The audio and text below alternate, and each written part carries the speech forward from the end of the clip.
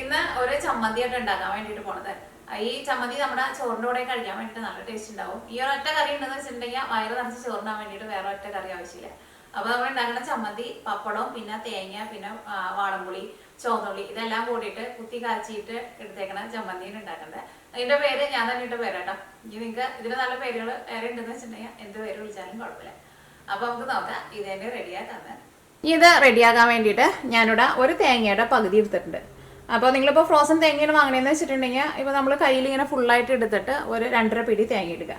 പിന്നെ ഇതേപോലത്തെ 2 വലിയ ചുവന്നുള്ളി എടുത്തിട്ടുണ്ട്. അപ്പോൾ നിങ്ങൾ എടുക്കുമ്പോൾ ചെറിയ ടൈപ്പ് ചുവന്നുള്ളി എന്ന് വെച്ചിട്ടുണ്ടെങ്കിൽ ഒരു 4 അല്ലെങ്കിൽ ഒരു 5 ചുവന്നുള്ളി എടുക്കുക. പിന്നെ ഇതേപോലത്തെ ഒരു വലിയ കഷ്ണം ഇഞ്ചി എടുക്കുക. പിന്നെ പുളിക്ക് വേണ്ടിയിട്ട് ഇത്രയ്ക്ക് പുളിയാണ് എടുത്തേക്കുന്നത്. ഒരുപാട് പുളി ചേർക്കണ്ട കേട്ടോ, കാരണം ഭയങ്കര പുളിയായിട്ടുണ്ടെന്ന് വെച്ചിട്ടുണ്ടെങ്കിൽ നമ്മുടെ ഈ ചമ്മന്തിക്ക് അധികം ടേസ്റ്റ് ഉണ്ടാവില്ലല്ലോ. പിന്നെ എരിവിന് വേണ്ടിയിട്ട് ഉണക്കമുളകാണ് എടുത്തേക്കുന്നത്. ഉണക്കമുളക് ഞാനിവിടെ ഇതേപോലത്തെ ഒരു 10 ഉണക്കമുളകാണ് എടുത്തേക്കുന്നത്. അതിപ്പോൾ കറക്റ്റ് ഇത്രയ്ക്ക് തന്നെ വേണമെന്നില്ല കേട്ടോ, അത് നമ്മുടെ എരിവിനനുസരിച്ചിട്ട് നമുക്ക് മാറ്റം വരുത്താം. പിന്നെ ഇതിലേക്ക് നമുക്ക് മെയിനായിട്ട് വേണ്ടത് പപ്പടമാണ് വേണ്ടത്. ഞാനിവിടെ ഒരു 10 പപ്പടം എടുത്തിട്ടുണ്ട്. ഈ പപ്പടം ഒന്ന് വറുത്തിട്ട് എടുക്കണം.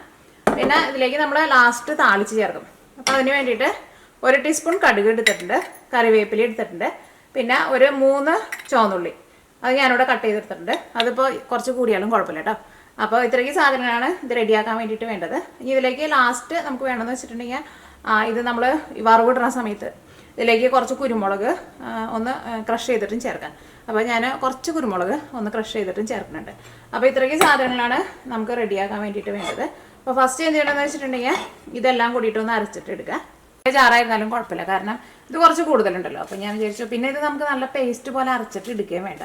അപ്പോൾ അതിന് വേണ്ടിയിട്ട് ഉണക്കമുളക് ചേർക്കുക, ഇഞ്ചി ചേർക്കുക, ചുവന്നുള്ളി ചേർക്കുക,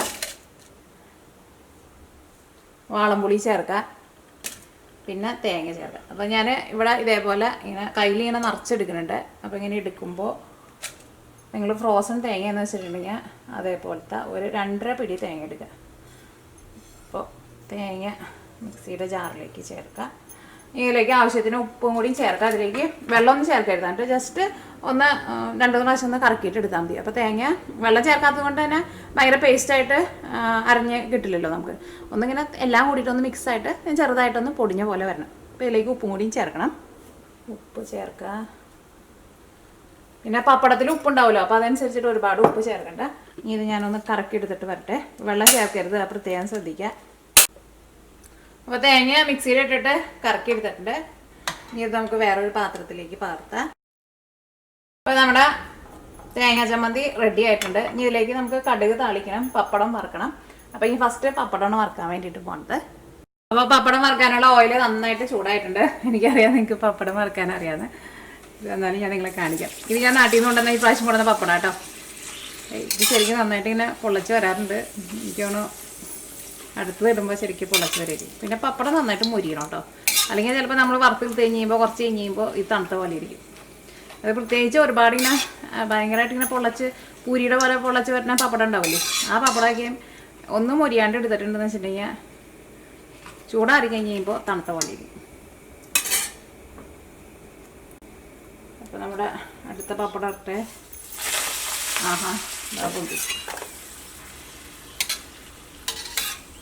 ഞാൻ പണ്ട് പപ്പടം ഉണ്ടാക്കുന്ന ഒരു വീഡിയോ ഞാൻ അപ്ലോഡ് ചെയ്തിട്ടുണ്ട് കേട്ടോ. നിങ്ങൾ കുറേ പേരൊക്കെ കണ്ടിട്ടുണ്ടാവും. എനിക്ക് തോന്നുന്നു മലയാളത്തിൽ ഏറ്റവും ഫസ്റ്റ് പപ്പടം ഉണ്ടാക്കുന്ന ഒരു വീഡിയോ ഇട്ടത് ഞാനാട്ടോ.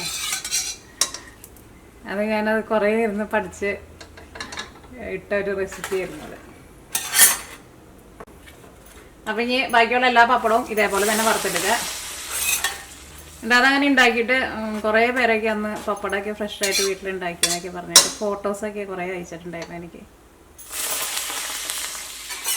പപ്പടം നമ്മൾ ഇപ്പോൾ ഇന്ത്യക്ക് പുറത്തേക്ക് താമസിക്കുന്നവർ പപ്പടം നാട്ടിൽ നിന്ന് വാങ്ങിച്ചു കൊടുത്തിട്ട് ഫ്രീസറിൽ വെച്ചിട്ടുണ്ടെന്ന് വെച്ചിട്ടുണ്ടെങ്കിൽ പപ്പടം കുറേ നാൾ വരെ കേടാവാണ്ടിരിക്കുന്നു. എൻ്റെ അടുത്ത് 2-3 പേര് പറഞ്ഞിട്ടുണ്ടായിരുന്നു കേട്ടോ. അപ്പോൾ ഈ പ്രാവശ്യം ഞാൻ വന്നു കഴിഞ്ഞപ്പോൾ നാട്ടിൽ നിന്ന് ഇതേപോലെ കുറച്ചധികം പപ്പടം കൊണ്ടുവന്നു. അപ്പോൾ ഞാൻ ഫ്രീസറിൽ എടുത്ത് വെച്ചിട്ടുണ്ട്. ഇത് ഞാനിപ്പോൾ ഫ്രീസറിൽ നിന്നിട്ട് എടുത്തതാട്ടോ. അപ്പോൾ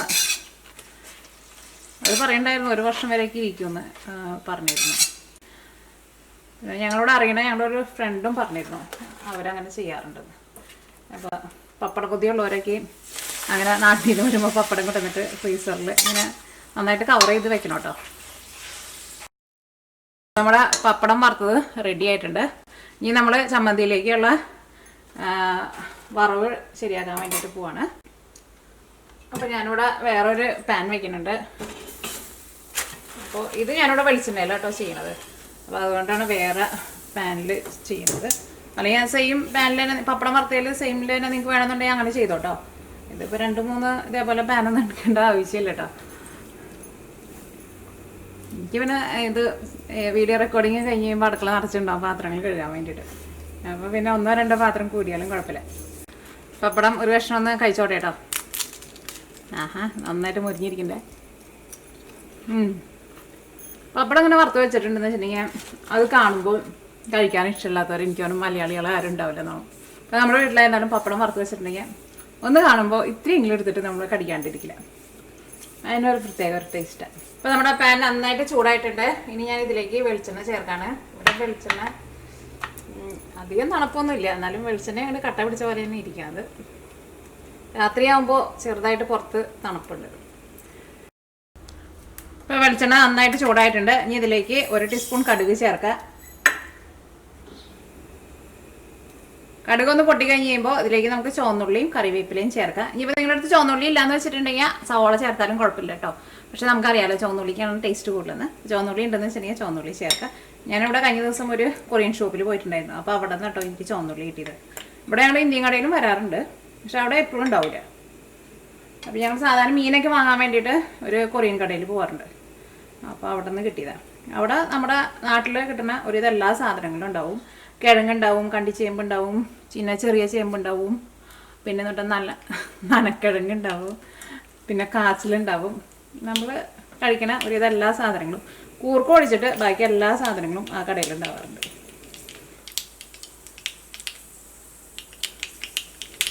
കടുക് പൊട്ടിയിട്ടുണ്ട്. ഇനി ഇതിലേക്ക് ചുവന്നുള്ളി ചേർക്കാണ്. ചുവന്നുള്ളിയും ചേർക്കാം, കറിവേപ്പിലയും ചേർക്കാം. ഇതിവിടെ കറിവേപ്പില നടാൻ വേണ്ടിയിട്ട് ഞങ്ങളുടെ ഫ്രണ്ടിൻ്റെ വീട്ടിൽ നിന്ന് കുറച്ച് കറിവേപ്പിലയുടെ തൈകൾ കൊണ്ടുവന്നിട്ടുണ്ടായിരുന്നു. ഒരു 5-6 അപ്പോൾ ഞാനിപ്പോൾ കറിവേപ്പില ഇല്ലാണ്ടായിപ്പോൾ അതിൽ പോയി പറിച്ചുകൊണ്ടുണ്ട്.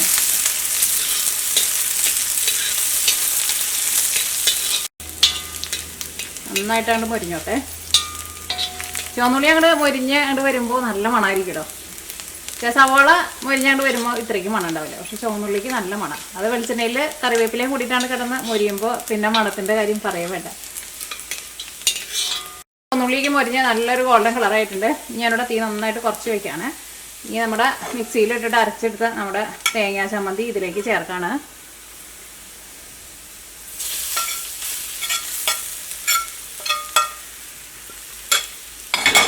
തീ നന്നായിട്ട് കുറച്ച് വയ്ക്കുക, ഒരുപാട് കൂട്ടി വയ്ക്കണ്ട. ഇതെല്ലാം കൂടിയിട്ടാണ്ട് മിക്സ് ചെയ്യുക.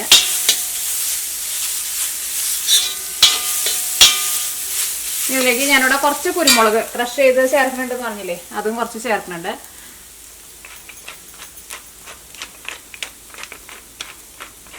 ഇനി നന്നായിട്ട് ചതച്ചിട്ട് ചേർക്കണമെന്ന് വെച്ചിട്ടുണ്ടെങ്കിൽ അങ്ങനെ ചതച്ചിട്ട് ചേർക്കാം കേട്ടോ. അപ്പോഴും നല്ല ടേസ്റ്റ് ഉണ്ടാവും. കുരുമുളക് വേണ്ടെങ്കിൽ ചേർത്തില്ലെങ്കിലും കുഴപ്പമില്ല. ഇതെല്ലാം കൂടിയിട്ട് നന്നായിട്ട് മിക്സ് ചെയ്യുക. ഇനി ഇതിൻ്റെ ടേസ്റ്റ് നോക്കിയിട്ട് ഉപ്പ് വേണമെന്ന് വെച്ചിട്ടുണ്ടെങ്കിൽ ഉപ്പ് നമ്മുടെ ടേസ്റ്റിനനുസരിച്ചിട്ട് ചേർത്ത് കൊടുത്തത്. ഇപ്പോൾ ചേർക്കേണ്ട ഉപ്പ് തെറ്റിപ്പോയത് കേട്ടോ. പപ്പടം ചേർത്ത് കഴിഞ്ഞിട്ട് ടേസ്റ്റ് നോക്കിയിട്ട് ചേർത്താൽ മതി. കാരണം പപ്പടത്തിൽ ഉപ്പുണ്ടാവുമല്ലോ. ഇങ്ങനെ നന്നായിട്ടൊന്ന് ഇളക്കി കൊടുക്കുക. ഇതിനകത്ത് വെള്ളമൊക്കെ ഉണ്ടെങ്കിൽ ചെറുതായിട്ടൊന്ന് ഡ്രൈ ആയിക്കോട്ടെ. ഇത് ഇതിനകത്ത് കിടന്നിട്ട് നന്നായിട്ടൊന്ന് ചൂടായിട്ടുണ്ട്. ഇനി ഇതിലേക്ക് നമ്മുടെ പപ്പടം പൊടിച്ചത് ചേർക്കാണ്. അപ്പോൾ ഞാനിവിടെ തീ ഓഫ് ചെയ്ത് കഴിഞ്ഞിട്ടാട്ടോ പപ്പടം ചേർക്കാൻ വേണ്ടിയിട്ട് പോകുന്നത്. അപ്പോൾ നമ്മുടെ പപ്പടം ഇതേപോലെ കൈ കൊണ്ട് ഇങ്ങനെ പൊടിച്ച് ചേർക്കാം. അങ്ങനെ കൈ കൊണ്ട് പൊടിക്കാൻ വേണ്ടിയിട്ട് തന്നെ നല്ല സുഖമുണ്ട്. നന്നായിട്ട് മുരിഞ്ഞിരിക്കുന്നുണ്ട്. ഇങ്ങനെ പൊടിച്ച് ചേർക്കാം. ഞാൻ അതിലേക്ക് ഒരു 10 പപ്പടമാണ് ചേർക്കണത്.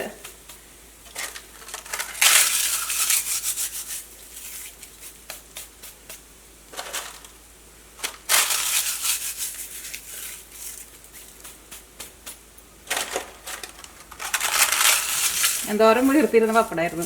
പൊടിയായി കഴിഞ്ഞപ്പോൾ ഒന്നുമില്ല.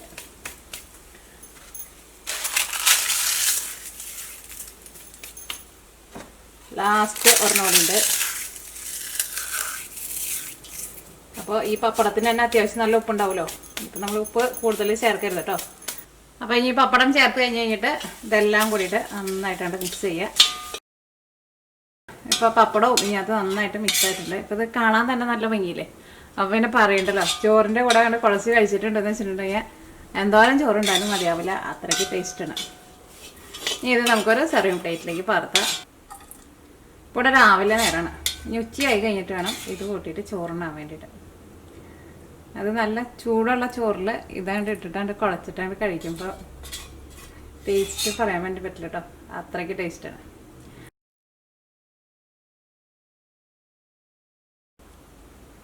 അപ്പോൾ നമ്മുടെ പപ്പടവും തേങ്ങയും കൂടിയിട്ട് കുത്തി കച്ചിയ ചമ്മന്തി റെഡി ആയിട്ടുണ്ട്. കാണുമ്പോൾ തന്നെ നിങ്ങൾക്ക് അറിയാലോ. അപ്പോൾ നമ്മുടെ ചോറിൻ്റെ കൂടെ ഇതും കൂടിയിട്ട് അങ്ങോട്ട് ഇട്ടിട്ട് കൈ കൊണ്ട് അങ്ങോട്ട് കുളച്ച് കഴിച്ചിട്ടുണ്ടെന്ന് വെച്ചിട്ടുണ്ടെങ്കിൽ എത്ര ചോറുണ്ടായാലും മതിയാവില്ല. പിന്നെ വേറെ നമുക്ക് ഒരുപാട് കറികളുടെ ഒന്നും ആവശ്യമുണ്ടാവില്ല. അപ്പോൾ നിങ്ങളെല്ലാവരും ട്രൈ ചെയ്ത് നോക്കാം. അപ്പോൾ ഇനി വേറെ ഒരു പുതിയ റെസിപ്പി ആയിട്ട് നാളെ വരാം. അപ്പോൾ മിയ കിച്ചൻ്റെ പുതിയ റെസിപ്പികളൊക്കെ ഇടുമ്പോൾ നിങ്ങൾക്ക് അതിൻ്റെ നോട്ടിഫിക്കേഷൻ കിട്ടണമെന്ന് വെച്ചിട്ടുണ്ടെങ്കിൽ മിയ കിച്ചൻ സബ്സ്ക്രൈബ് ചെയ്യാൻ വേണ്ടിയിട്ട് മറക്കരുത്.